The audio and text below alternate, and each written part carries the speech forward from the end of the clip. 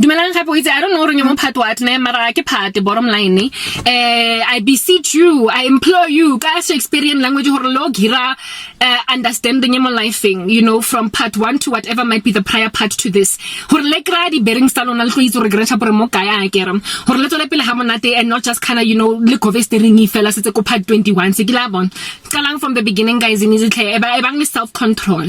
Okay, right ne. Now the show on Netflix, yo, I had a dream with the context, like, gawking at me. Herein lies the dream. This dude, Owako Americane, that I was engaged to, alright?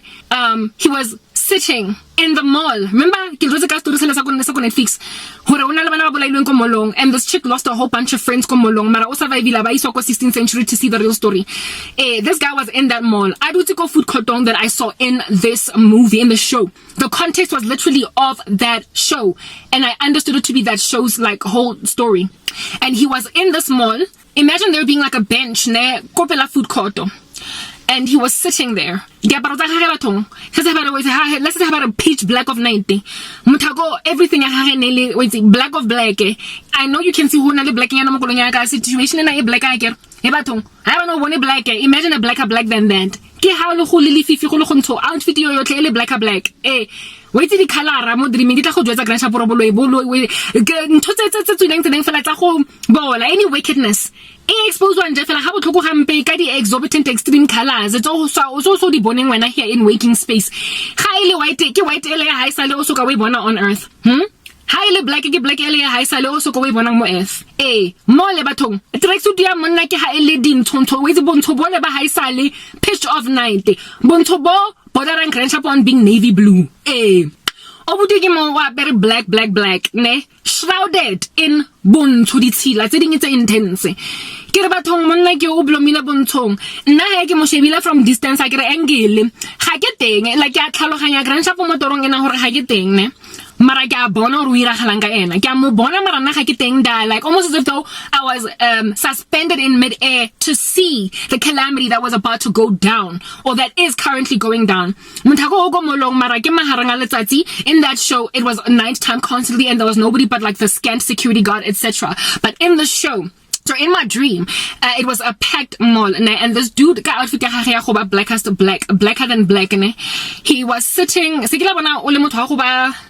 like you're not even panicking, like he was just sitting on this like bench near the food court, and I swear it like his chin, like yeah, with his hand like this, almost like he knew exactly what happened, and he was sitting there literally amanzi with shock. He was wet with shock. It was ruminating through his veins, evaporating almost visibly because you see the evaporate of shock coming off him. Got the context like this, and like knowing what in the world just happened. Mara molo in the ecosystem, the mall of which was the mall where all of those kids died in the show. Hebatong, wait, pandemonium, you know, pandemonium. All over the show, people are freaking out. They don't know what in the world just happened.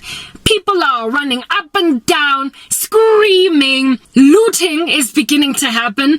People are running around. Ngama microwave, ngama TV from Dion, from Macro. Okay, so there's no Dion and Macro in the US, but you get my point. All right, like basically the kind of pandemonium and anarchy that would ensue after some strange event happens that would throw people off, that would make them. You remember those lootings, those funny little, that situation Natal that happened some time ago here in South Africa, a similar scene of that nature where molo people are running up and down just taking what they want from stores. Abanye however are panicked, others are pulling their hairs out, others are screaming, crying, kids are spinning on the spot, like just a mad pandemonium. But this guy was sitting by himself on a bench in this mall, I twirled Silerujan, guys, literally looking down on some, oh my goodness, and I had thorough understanding that in him he was thinking, it happened, I undermined it, but it happened. I took for granted that dates came and went and things just kept on being calamitous all over the show, but the Lord did not come for the church, but it's happened. People disappeared, Basically, God was showing me the day of the rapture. the day of the rapture. The Lord was showing me the day of the rapture, and this dude was in the mall doing whatever he was doing on this day. And as soon as it happened, he just found the nearest chair in this mall, wahlala phansi on some I got left behind. Now, I would never humor a guy, so I would never humor a guy that is a professed Satanist in my face, or a dude that doesn't even profess Christianity. I would just ignore them. So this dude was able to come into my life because Megas Bizum Zalwani. How he is similar to the Puritans in this show. You know, he is a man that, just like many of my enemies, has seen it fit to accuse me of wrongdoing, has seen it fit to basically end my life. He has put a death curse on me after getting busted so he came into my space, he put a love spell on me to worm his way into my ecosystem.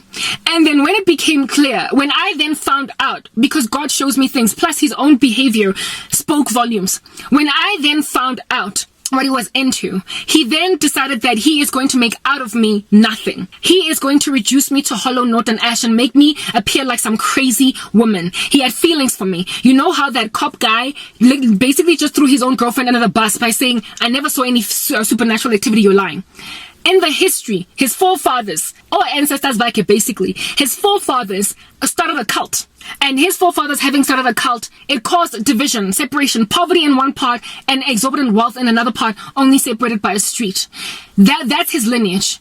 And in the future, he tried to come together with an innocent woman. And this woman was spared from death because he had feelings for her.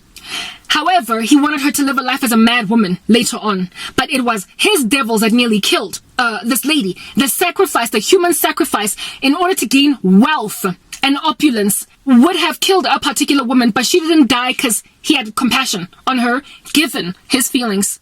This dude is similar to that guy in the movie. And I am similar to the victim that was made to just walk around looking like a crazy woman because I saw paranormal activity. I keep on speaking about witchcraft. I keep on saying abantu bagithi bayathagatha, and it is an entire conglomerate of people that are doing this, not just one or two people. And these conglomerate of individuals have been favored by a Freemason society in my town. So Sunnyside was a side of town that had rich people in this ecosystem.